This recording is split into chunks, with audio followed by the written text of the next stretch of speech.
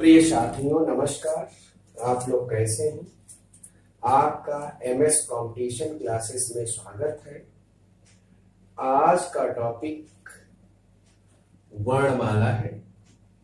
इस टॉपिक से UPP, UPSI, UP triple SC, Lekhpal, TET, C TET, super TET आदि परीक्षाओं में 1 से 2 क्वेश्चन पूछे जाते हैं और इसलिए आपको इसे बहुत अच्छे से पढ़ना है।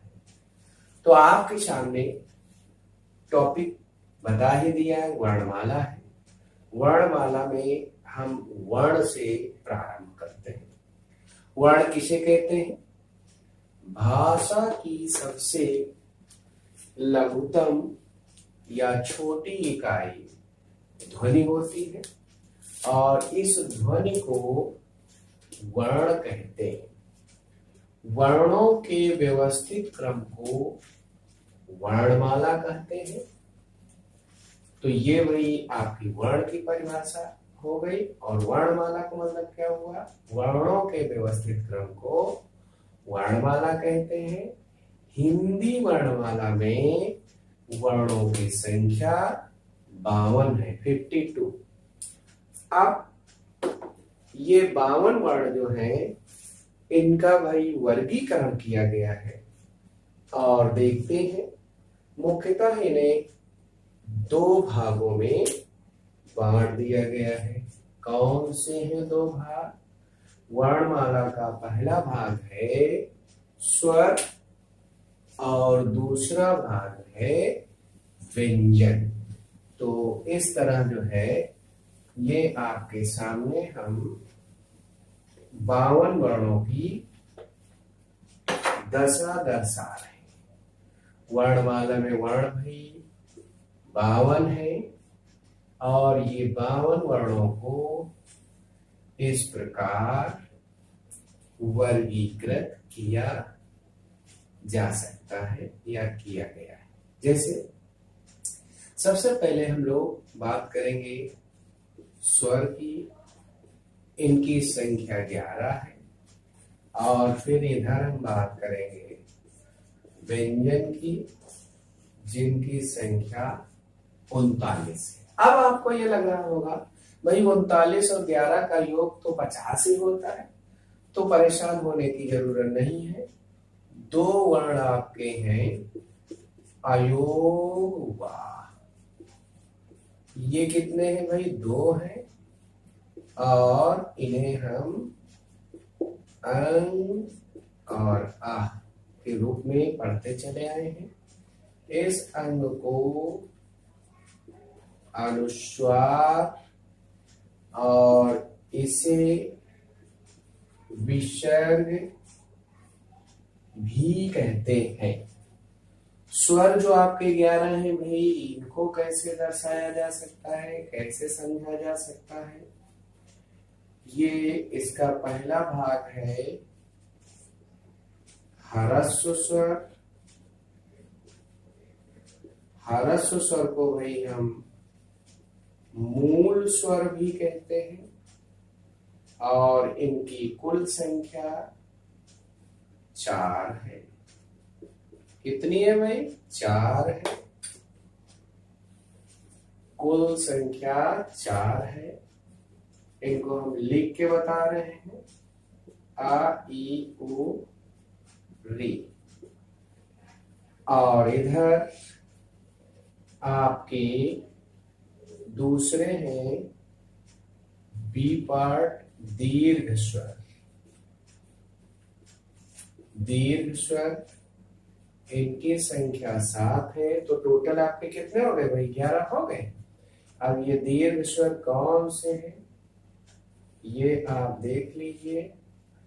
आ ई उ ए ऐ ओ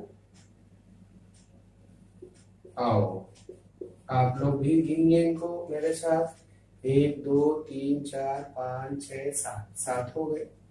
अब एक चीज यहाँ पर और बताते चले साथ में, वर्णमाला में ये केवल इसको बताएंगे। प्लुत, प्लुत वर्ण अब अपने हिंदी भाषा में इसे लगभग समाप्त मान लिया गया है। संधि वाले अध्याय में एक आध उदाहरण आपको मिलेंगे, 99.9% यह समाप्त है, या ये कह सकते हो हिंदी भाषा में इसका उपयोग समाप्त है। इसका सिंबल इस तरह का होता है, और आप लोगों ने देखा होगा पुरानी पुस्तकों में मिल जाता है, जैसे ये लिखा राम ओ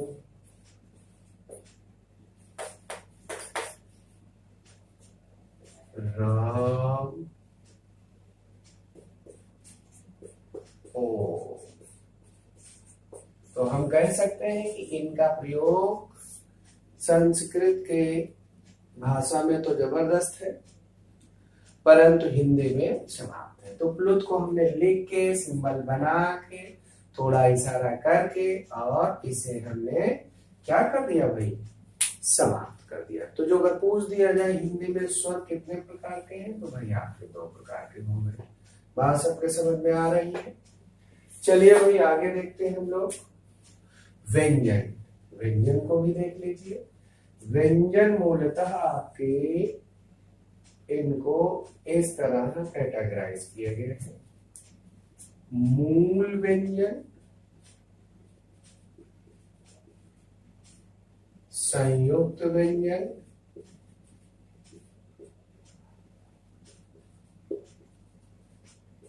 और द्विगुण या उच्छिष्ट व्यंजन। द्विगुण या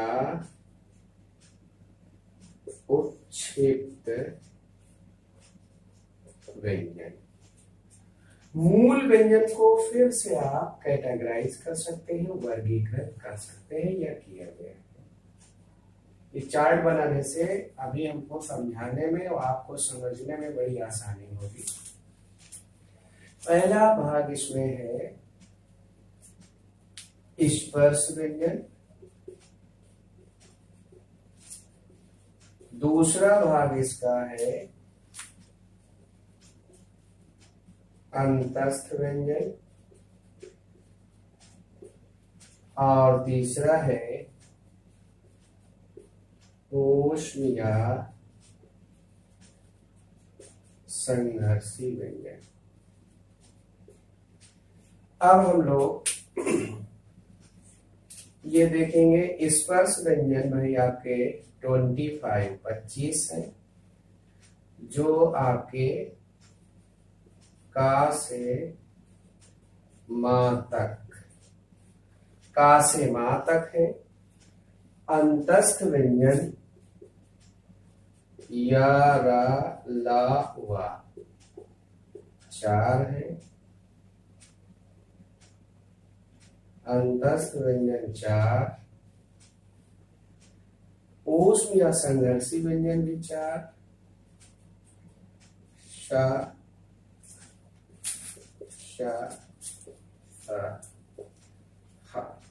इस प्रकार ये वर्णमाला आपके सामने दिखाई जा रही है। आप लोगों को अब इसका एक एक करके जो है पार्ट समझाया जाएगा, भाग समझाया जाएगा। ह्रस्व स्वर या मूल स्वर। ह्रस्व, पहले तो आप ये जानिए कि स्वर किसे कहते हैं। वर्णमाला में वे वर्ण जिनका उच्चारण स्वतंत्र होता है, अर्थात जिनकी मात्राएं होती हैं, ऐसे वर्णों को स्वर कहते हैं। अब इसकी जो अगर हम परिभाषा बनाना चाहें तो ये निकल के आ रही है, आप लोग ध्यान से सुने। वे वर्ण जिनका उच्चारण स्वतंत्र होता है और मात्राएं रखते हैं, ऐसे वर्णों को स्वर कहते हैं। ये 2 प्रकार के हैं, ह्रस्व स्वर या मूल स्वर, और दूसरा भाग इसका है दीर्घ स्वर। अब ह्रस्व स्वर किसे कहते हैं, ये भी आप लोग जानिए। ह्रस्व स्वर वे स्वर वर्ण जिनके उच्चारण में एक मात्रा वाला समय लगता है, उन्हें हम ह्रस्व स्वर कहते हैं। मात्रा को हम जब छंद पढ़ाएंगे आपको तो विधिवत बताएंगे। यहां पर थोड़ा सा हम आपको इशारा करेंगे। ये जितने भी स्वर हैं इनकी ये आकृति तो आप देख ही रहे हैं। आ को छोड़कर बाकी ये सब जो है अपनी मात्राएं रखते हैं। जैसे कि आपने देखा ये उ ऐसे और ए ऐसे, इस तरह जो है ये आप समझ सकते हैं कि इनकी मात्राएं भी है और इनका एक स्वरूप भी है। जैसे सपोज करिए कि आपको लिखना है आम। आम में ये आ की स्वरूप देख रहे हैं और जैसे ये लिख दिया गया कार्य, तो अब ये आ के साथ का के साथ आ का जो है सिंबल या मात्रा जुड़ा हुआ है, इसका पूर्ण स्वरूप नहीं जोड़ा गया है। इसको विधिवत बताएंगे आप लोगों को, लेकिन ये छंद वाले पार्ट में, क्योंकि छंद में मात्राओं की वैल्यू है और वहां पर इसको विधिवत बताया जाएगा। दीर्घ स्वर देखिए भाई, दीर्घ स्वर किसे कहते हैं, फिर ध्यान से सुनिए। आपके पास कॉपी पेन है तो उसको जो है आप लिख भी सकते हैं, बहुत आराम से धीरे धीरे आपको बता रहे हैं। दीर्घ स्वर का मतलब वे स्वर वर्ण जिनके उच्चारण में दो मात्रा वाला समय लगता है, ऐसे वर्णों को दीर्घ स्वर वर्ण कहते हैं। आ, ई, उ, ए, ऐ, ओ, औ। अब आपने जो स्वर 11 लिखे इनका हिसाब किताब बराबर। अब आप लोग देख रहे हैं कि भाई अयोग वाह इनका भी वर्णमाला में स्थान प्राप्त है, तो कुछ विद्वान तो इनको स्वर मानने के लिए तैयार ही नहीं है। कुछ विद्वान कहते हैं कि न तो ये स्वर है न तो ये व्यंजन है, अर्थात दोनों के बीच की कंडीशन है। अब अयोगवाह किसे कहेंगे, किसे कहते हैं जानिए। वे वर्ण जो न तो पूर्णतया स्वर है और न ही व्यंजन है, ऐसे वर्णों को अयोगवाह कहते हैं। ये आपके सामने दिखाए गए हैं। अंग, आह। अंग को अनुस्वार भी कहा गया है और आह को विसर्ग भी कहते हैं। अब यहाँ पर एक इंटरेस्टेड बात आपको बता दें कि ये अंग और आह, इनको डॉक्टर धीरेन्द्र वर्मा ने स्वर माना है और उन्होंने अपना तर्क दिया है कि अंग और आह स्वर इसलिए है क्योंकि इनकी मात्राएं होती हैं, परंतु दूसरे विद्वानों ने इन्हें अंग और आह को, अर्थात इनको, ये आपके सामने जो दो वर्ण बने, इनको स्वर मानने से इनकार कर दिया क्योंकि इनका उच्चारण व्यंजन जैसा है। कैसा है इनका उच्चारण? व्यंजन जैसा है। जैसे अंग में आ, ना, गा, ये देखो अंग ऐसे आप लिख सकते हैं समझाने के लिए, अंग, और आह को ऐसे लिख सकते हैं। तो अब आप लोगों ने देख लिया होगा कि ये अंग और आह क्यों भाई आपको जो है ये स्वर नहीं माने गए। अंग को हमने ऐसे लिख के दिखाया आपके सामने और आह को ऐसे लिख सकते हैं, तो इसका और इसका उच्चारण बिल्कुल सेम है, या आप ये कह सकते हो मिलता जुलता है, और इस प्रकार ये आपके क्या हो गए, व्यंजन जैसे हो गए। तो भाई ज्यादातर विद्वानों का मानना है कि ये न तो व्यंजन है न तो स्वर है, इनका अपना एक स्वतंत्र स्थान मिल गया है और इन्हें अयोग वाक्य के नाम से जाना जाता है। पर हम धीरेन्द्र वर्मा, एक्सेप्शन ये याद रखना है आपको, धीरेन्द्र वर्मा ने इन्हें क्या माना है? स्वर माना है। ठीक है, अब आती है व्यंजन। व्यंजन किसे कहते हैं भाई? आप लोग सुनिए और पेन कॉपी हो तो लिख भी सकते हैं। वे वर्ण जिनका उच्चारण स्वर की सहायता से होता है, अर्थात जिनका उच्चारण स्वतंत्र नहीं होता है और न ही मात्राएं रखते हैं, ऐसे वर्णों को व्यंजन वर्ण कहते हैं। इनकी संख्या कितनी बताई गई? 39 और इनको फिर वर्गीकृत किया गया है।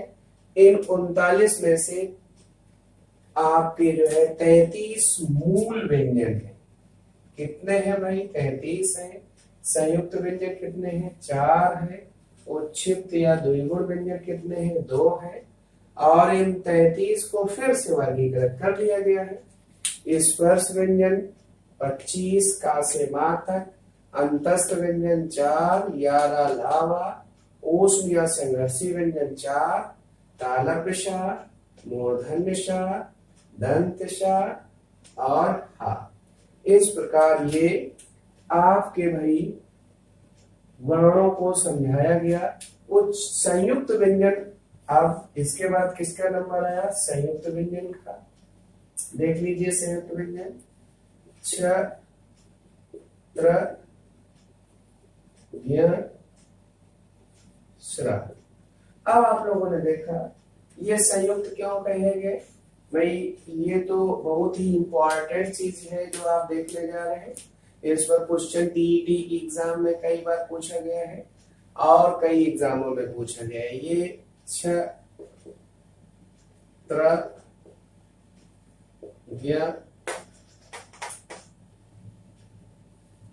छ, त्र, ज्ञ, श्र। छ, त्र, ज्ञ, श्र। छ में जो है क, धन, सा। त्र में ता, धन, रा। ज्ञ में ज, धन, या। श्र में शा, धन, रा। इस तरह भाई ये आपकी साझेदारी दी गई और इसीलिए इन्हें संयुक्त व्यंजन कहते हैं। इस पर एक क्वेश्चन और आ चुका है। जैसे पूछा गया कि ये क्षत्रिय शब्द, क्षत्रिय शब्द ये हमारे हिंदी शब्दकोश में हा के पहले होगा कि बाद में होगा? तो अधिकांशतः हा के बाद वर्णमाला में देखते हैं लोग भ्रमित हो जाते हैं। ये गलत है। इसकी साझेदारी का से है, इसीलिए ये का वाली लाइन में आपको मिल जाएगा और इस प्रकार ये हा से पहले होगा। ये भी क्वेश्चन पूछा जा चुका है।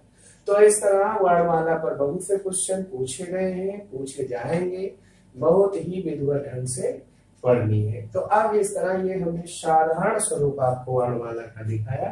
अब हम लोग इसका विस्तृत रूप पढ़ते हैं, या आप ये कह सकते हो व्यंजनों में। अभी इसको हम ये इस तरह और समझ लें कि स्पर्श व्यंजन किसे कहते हैं?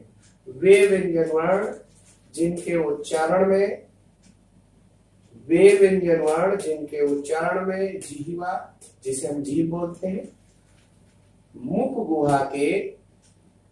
गुहा के अधिकांश भागों को स्पर्श करती है, ऐसे वर्णों को हम स्पर्श व्यंजन कहते हैं। इनकी संख्या 25 है, का से मां तक। इन्हें एक और नाम दिया गया है, इन्हें हम वर्गीय व्यंजन भी कहते हैं, क्योंकि वर्गीय व्यंजन जो आपके हैं वो 5 वर्गों में सेट किए गए हैं या वर्गीकृत हैं। जैसे क वर्ग में 5, का खा गा घा, और च वर्ग में 5, छ छ ज झ य, और इसी प्रकार जो है ट वर्ग में ठ ठ ड ढ, और ऐसे ही ता वर्ग में ता था दा ध ना, और 5वां वर्ग जो है वो पा फा बा भा मा है। तो इस तरह इन्हें स्पर्श व्यंजनों को दूसरा नाम क्या दिया गया है? वर्गीय व्यंजन। अंतस्थ व्यंजन किसे कहते हैं भाई? अंतस्थ व्यंजन का मतलब ये हुआ कि जिनका उच्चारण करते समय जिह्वा मुख गुहा के अधिकांश भागों को स्पर्श नहीं करती। दबाव देके हम बता रहे हैं, यहाँ पर क्या है? अधिकांश भागों को स्पर्श करती है, और यहाँ पर क्या है? अधिकांश भागों को स्पर्श नहीं करती है। ऐसे वर्णों को हम अंतस्थ व्यंजन कहते हैं। ये है या, रा, ला, वा। यारा लावा पर एक क्वेश्चन और बनता है भाई।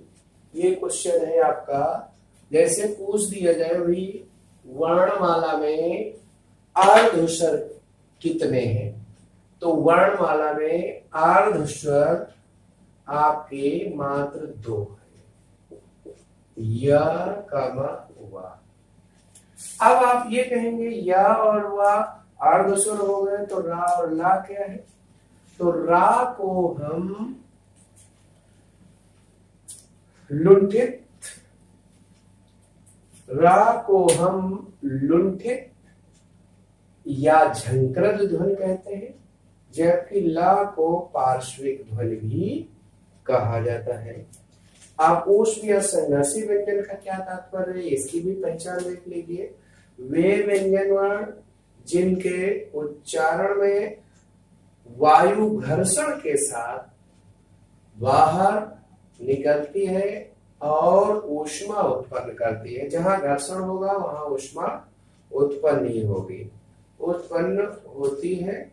ऐसे वर्णों को या ऐसे व्यंजन वर्णों को हम ऊष्म या संघर्षी व्यंजन कहते हैं।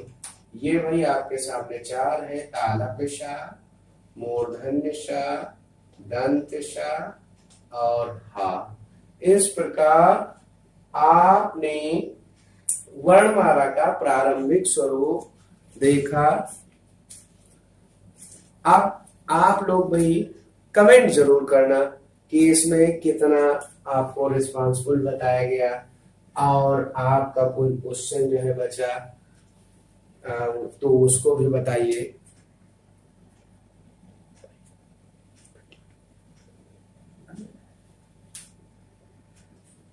अब आपके सामने स्वरों का वर्गीकरण किया जा रहा है, आप लोग इसे ध्यान से देखें, ध्यान से सुने।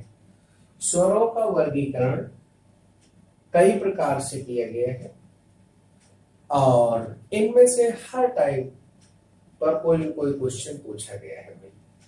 तो सबसे पहला है उच्चारण काल के आधार पर, फिर है दूसरा मात्रा के आधार पर, तीसरा है जिह्वा के प्रयोग के आधार पर, और मुख द्वार के खुलने या मुख विवर के आधार पर, फिर है हवा के नाक व मुख से निकलने के आधार पर, और एक और है घोषत्व और प्राणत्व के आधार पर।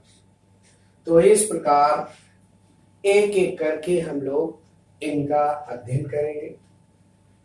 उच्चारण काल के आधार पर जो स्वरों का वर्गीकरण किया गया है, सबसे पहले है कंठ।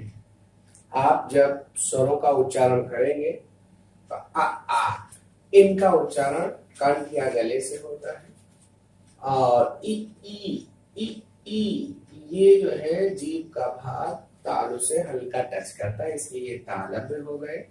उ इनमें ओठों की एक्टिविटी होती है, इसलिए जो है ओष्ठ कहलाए। ए जो है आपके ए इनके उच्चारण में कंठ का भी सहारा लिया जाता है और तालु का भी लिया जाता है, इसलिए ये कंठ तालव्य कहना है। कंठोष्ठ मतलब वे स्वर वर्ण जिनके उच्चारण में कंठ और ओष्ठ, दो ओष्ठ मतलब ओठ हो गए, दोनों का प्रयोग होता है। ऐसे वर्ण स्वर वर्ण कंठोष्ठ के अंतर्गत आते हैं। इसमें है ओ और आ। यह हो गया भाई आपका उच्चारण काल के आधार पर। फिर है मात्रा के आधार पर। मात्रा के आधार पर जो अभी आपने पढ़ा था ह्रस्व दीर्घ प्लुत, तो आ ई उ री इन, इनकी मात्रा कितनी होती है? एक होती है। दीर्घ जो स्वर है आपके आ ई उ ए ऐ ओ औ, इनकी मात्रा दो होती है और दो का सिंबल ऐसे लिखा जाता है। इसको प्लुत न समझ लेना, ये दो का सिंबल है। फिर आगे हम लोग बढ़ते हैं। प्लुत प्लुत हिंदी में वही समाप्त है। जो अगर ये होता तो वास्तव में ये जो है दो मात्रा से भी अधिक का समय भी लेता है और मात्राएं दो से अधिक नहीं दी जाती है, वरना ये दो से अधिक का जो है अधिकारी था। फिर अगला है जिह्वा के प्रयोग के आधार पर। जैसे भाई आप लोगों ने देखा होगा, थोड़ी देर के लिए मान लीजिए कि हम जिह्वा या जीभ बना रहे हैं।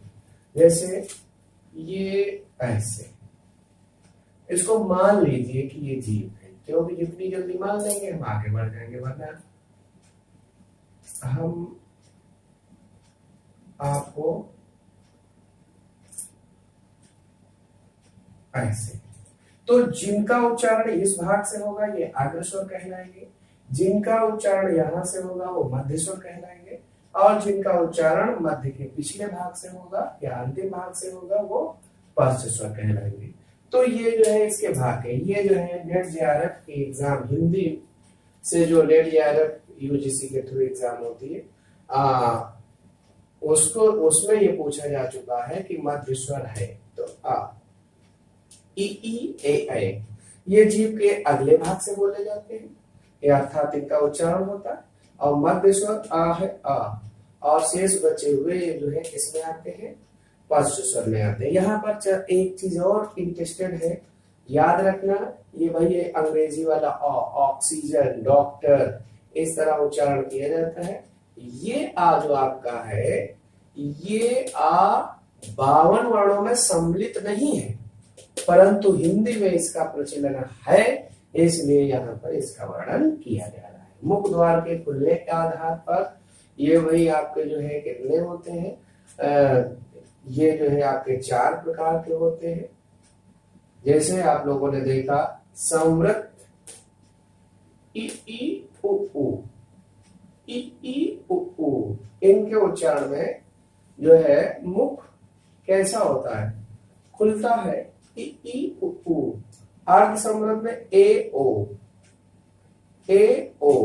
विवृत में आ, इसमें और ज्यादा मुख खुलता है। अर्ध विवृत में आ, ए औ, और अंग्रेजी वाला अ, ये विवृत कहलाता है। तो इसमें मुख विवर के आधार पर ये भाई वर्गीकरण किया गया है। और इस प्रकार अब 5वें नंबर पर जो आपका है वो आप देख लीजिए। हाँ, 5वें नंबर का जो हमने आपको बताया था, शायद याद हो, नहीं याद है तो आपके सामने लिखने जा रहे हैं। हवा के नाक व मुख से निकलने के आधार पर, हवा के नाक व मुख से निकलने के आधार पर, ये भाई 2 प्रकार के होते हैं। कितने प्रकार के होते हैं भाई?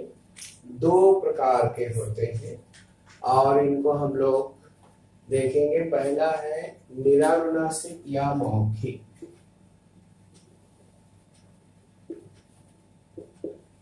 निरानुनासिक, इसको हम बोल सकते हैं मौखिक।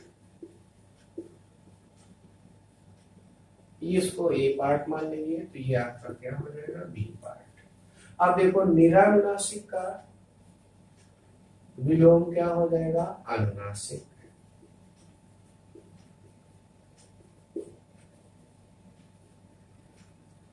मौखिक का विलोम क्या हो जाएगा? मौखिक का हो जाएगा नासिक। तो ये दोनों आपके मिल गए। अब निरानुनासिक के अंतर्गत अ आ इ ई उ ए ओ औ ये सब आएंगे। अ आ इ ई उ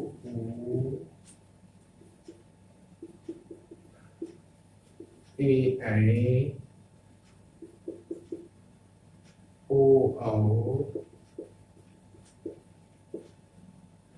अनुनासिक को आप समझ लीजिए यही वर्ण है, बस इन पर क्या होता है, अनुस्वार लग जाता है। जैसे आ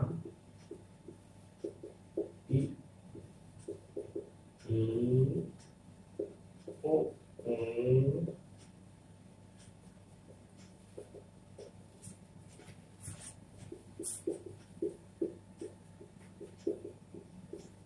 ये वही आपके सामने लिखे हैं। अब आप इनको देखकर थोड़ा हंसेंगे या जो है आप ये कह सकते हैं अजीब सा लगेगा जो अगर आप पहली बार वर्णमाला पढ़ रहे हैं। तो देखो भाई, इनसे आपके अ आ इ ई उ ऊ री ए ओ और इनसे तो आपने बहुत से शब्द बनाए होंगे, देखे होंगे, यूज किए होंगे। इनसे भी आपके भी वर्ण बनते हैं, शब्द वर्णों से शब्द बनते हैं। जैसे अंगूर, फिर है आंख, इंजन, ईंधन, ऐसे उदाहरण दिए जा सकते हैं आदि। तो इस प्रकार जो है ये वही आपके 5वें नंबर का हो गया, हवा के नाक व मुख से निकलने के आधार पर। और अंतिम देख लीजिए भाई आज के वीडियो में, घोषत्व और प्राणत्व के आधार पर। घोषत्व और प्राणत्व के आधार पर ये सभी स्वर, घोषत्व और प्राणत्व के आधार पर बता रहे हैं, सभी स्वर आपके जो है सघोष व अल्प प्राण होते हैं। सघोष और अल्प प्राण होते हैं। तो इस प्रकार ये आपके स्वरों का भी वर्गीकरण हुआ है। व्यंजनों का वर्गीकरण, व्यंजनों का विस्तृत स्वरूप आपको जो है अगले वीडियो में बताएंगे। और भाई आप इसका सेकेंड पार्ट जब आप देखेंगे तभी आपकी वर्णमाला कंप्लीट होगी। आप इस भाग को भी देखें, अगले पार्ट को भी देखें, लाइक और सब्सक्राइब